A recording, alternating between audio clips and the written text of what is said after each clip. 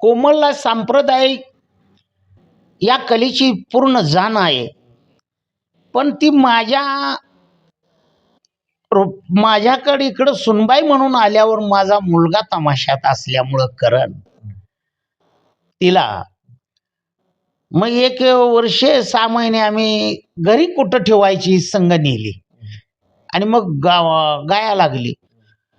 ती जुन्या तमाशा कलापेक्षाही मोठ्या पद्धतीनं तिच्याजवळ हुशारी आणि ती लावण्या गाया लागली.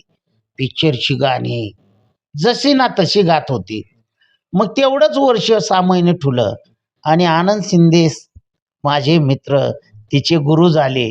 त्यांनी मला सांगितलं, दादा सुनबाई तुम्हाला मिळाली.